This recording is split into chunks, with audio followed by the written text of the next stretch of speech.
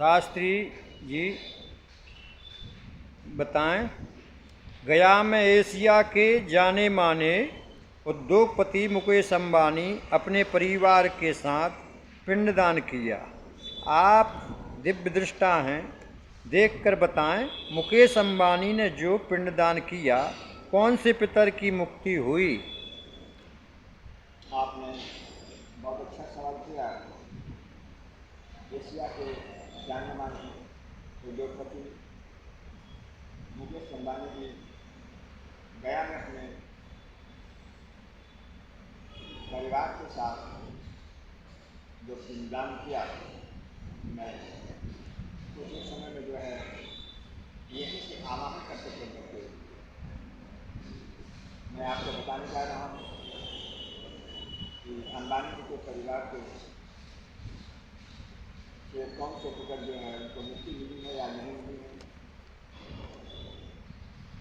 मेरे हेमाद्यम सुलभम सुदुर्लभम प्लवम सुकल्पम गुरुकारणधारम मयानुकूलेन नभयसतेरित ममानुलब्धसहय पुमान ओम गणनान्तवा गणपतिगुण्डवामहे नन्तवः प्रियपतिगुण्डवामहे निरिनन्तवा निरिपतिगुण्डवामहे वशोमम् आहम जामि गर्वधम गमजाशिखरवधम् ओम पितृदेवो प्रसन्नो भव ओम पितृदेवो प्रसन्नो भव ओम पितृदेवो प्रसन्नो भव।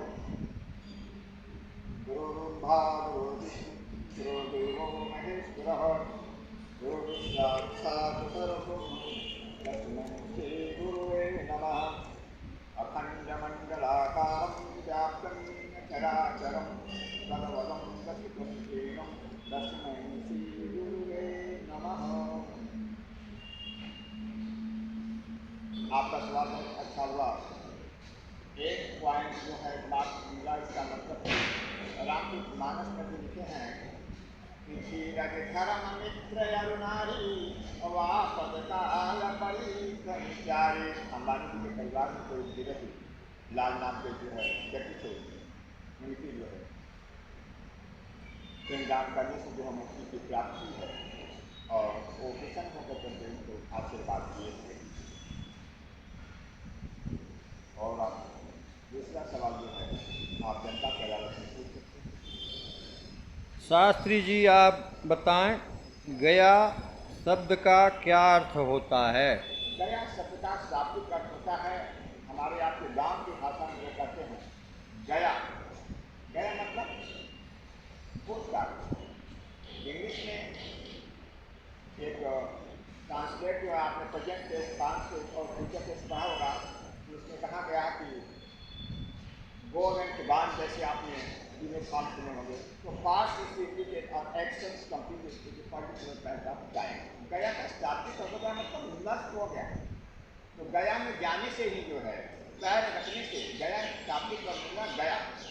गया शाब्दिक अर्थ जो है बिहार का एक शहर है जहाँ पे 16 से 17 दिन तक जो है बहुत बड़ा मेला लगता है।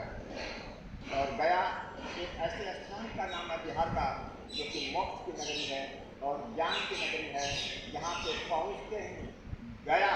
गया का दूसरा शाब्दिक अर्थ था एक पंच तत्वों की शरीर जब आत्मा जो चल जाती है तो गया में पहुँचने पर जो है वहाँ के आचार्य विद्वान जो होते हैं जो है मंत्रों से जो है आवाहित करते करते और अपने यजमानों को कहते हैं ओम पवित्र सौवस्लभ्य प्रसभम चित्रेण पवित्रेण परमभूत सरस्वती प्रजापति पुनक्षतक्षते राम ओम अपवित्र पवित्रो वा सर्वावसंगतो यस्ते पुंडरीकाक्ष सवाधांतरः। कहते हैं कि आचार्य जिसमें मंत्र बोलते हैं ज्ञान में, तो उनके यजमान सोचते हैं कि पंडित जी तो हमारे लिए बहुत अच्छा मंत्र बोलते हैं, जबकि पंडित जी ऐसा कुछ नहीं बोलते हैं। वो बोलते हैं कि ओम अपवित्रो पवित्रो हुआ, हमारे यजमान जो है पवित्र हो या अपवित्र हो या किसी भी अवस्था में हो, यदि वह मन वचन कर्म से विष्णु भगवान का नाम लेता है तो प्रभु आप इसकी रक्षा कीजिएगा। और मैं जो है अपने आचार्य के बल पर जो अपने ब्रह्म तेज के बल पर जो जो है मैं इसको जो सांभव्य दीक्षा दे करके जो है इसका जो है रक्षा करने का प्रण लेता हूँ, वचन देता हूँ। अगला सवाल पूछिए जनता में। शास्त्री जी आप बताएं, गया में किन 3 प्रमुख स्थान का नाम बताएं जहां पिंडदान करने से पितरों को मोक्ष की प्राप्ति होती है। सबसे पहले तो विष्णु पद होता है और दूसरा होता है प्रेतशिला, तीसरा वहाँ पे अक्षय वट करते हैं लाइट वहाँ पे जो है पिंडदान करने से जो है शाश्वत जितने भी आत्माएं होते हैं जो प्रेतशिला पे वहीं से जो है उन्हें मुक्ति प्रदान हो जाती है। अक्षय पद का शाब्दिक होता है जिसका अक्षय में जो है वहाँ से उसके मुक्ति मिल जाती है। और विष्णु पद जो होता है वहाँ जो है वहाँ विष्णु पद के जो पर जो नमस्कार करने से पिंडदान करते करते मोक्ष जाने से जो है उनको मुक्ति की प्राप्ति होती है। गया जाने से पहले गीता के किस अध्याय का पाठ करके जाना चाहिए। ये आपने बहुत अच्छा जो है सवाल किया है। कहा गया है कि गीता का 7वां अध्याय का पाठ करने से जो है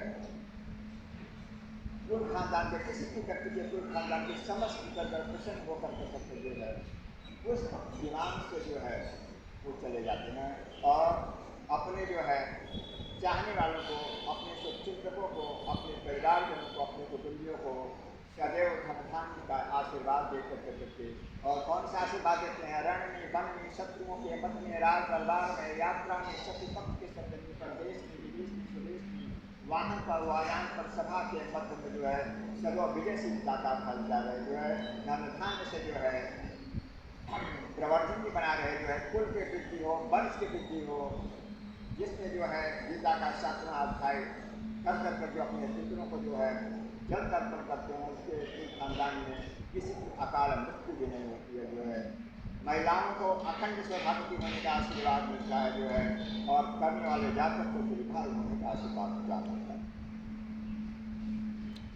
शास्त्री जी बताएं, पितरों को मुक्ति हुई या नहीं हुई गया में पिंडदान करने पर।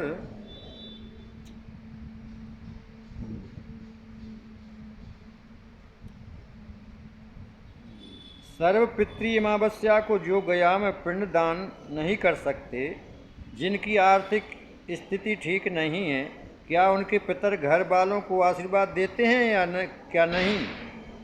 बहुत अच्छा आपने सवाल किया। सर्वपितृ अमावस्या को आपका कहने का तात्पर्य है कि ऐसे जातक जिनके पास जो है धन नहीं है, जो है क्या करके भी जो है ब्राह्मण को बुला करके पिंडदान नहीं कर सकते हैं या गया में नहीं जा सकते हैं जो है, तो क्या उनके जो है पितरों को मुक्ति मिलती है?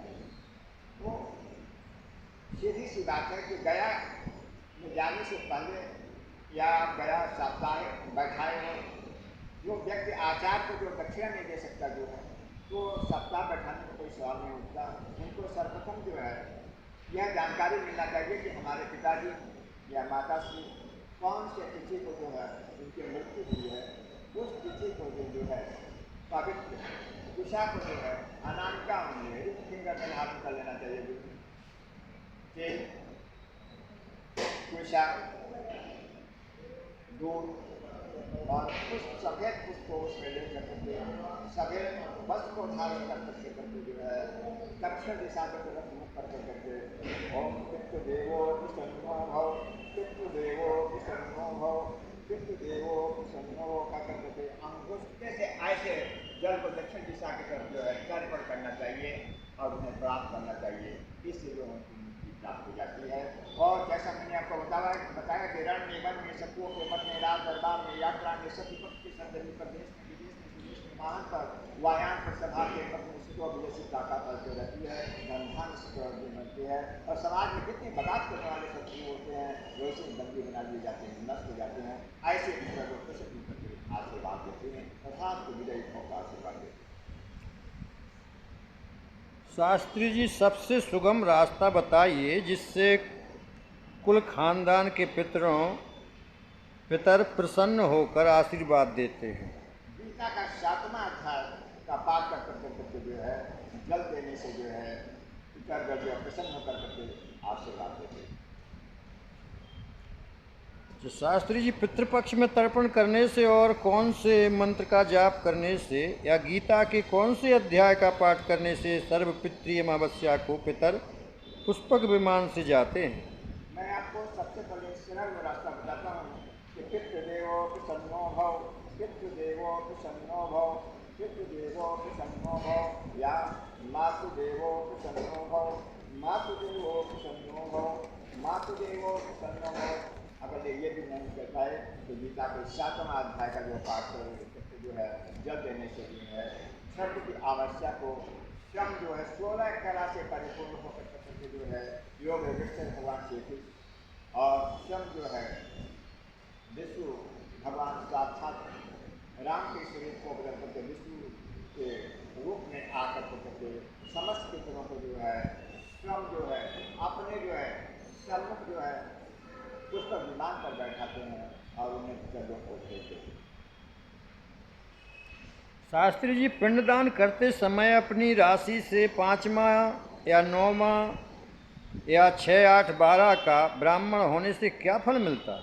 बहुत अच्छा सवाल आपने किया। आपने सवाल किया कि अपने राशि से 5वां, 9वां, 6वां, 8वां और 12वां।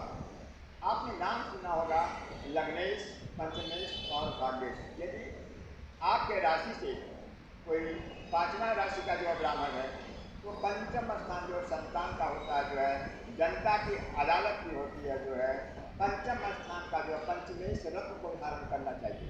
तब तो आपके पिता प्रसन्न होकर के आपको आशीर्वाद देते हैं। यदि पंचमेश का रत्न आपने धारण नहीं किया है तो आप समझिएगा अशुभ सत्य नालिका में होने लगते हैं और अशुभ नालिका का शाब्दिक अर्थ होता है कि जैसे ही जो है आप मन में सोचेंगे कि मुझे जो है पितरों को जो है पिंडदान करना है या जल देना है तो घर में किसी की बात विवाद होने लगेगी और क्या करके भी जो है शरीर आपका अस्वस्थ होने लगेगा। रही आपका 9वां ये भाग्येश होता है। अगर 9 भाग्येश का रत्न भी आपने धारण नहीं किया है तो भी आपके सामने यही समस्या होगी। 6वां, 8वां और 12वां जो इस गणना के अनुसार कहा जाता है कि 6 या 12 के स्वामी जहाँ होते हैं वहाँ पर भी नुकसान करते हैं। तो 6वां, 8वां और 12वां हो गया तो आप समझिएगा कि उस घर में किसी की अकाल मृत्यु होगी। जैसे अकाल मृत्यु 6, 8, 12 के सामने से किसी की चली हो गई। यदि कोई पंडित जी आपके 5वां राशि के हैं और आपने पंचमेश रत्न को धारण नहीं किया है तो उस स्वप्न में आपको सर्प दिखाई देने लगेंगे जो है ऐसे लगेगा आपका चाल का महत्व टूट करके स्वप्न दिखाई देने लगे। कोई ऐसा लगेगा कि जो है पुष्पक विमान जो है जोर से आया जो है अब आपके छत पर गिरने लगा जो है ऐसी जो है नाना प्रकार के स्वप्न जब आपको दिखाई देने लगे तो आप समझ जाइएगा कि आपको जो है पितर आपसे नाराज हैं जो है और आपका पिंडदान निष्फल चला गया। ठीक है शास्त्री जी, आपने बहुत अच्छे उत्तर दिए, बहुत प्रसन्नता है।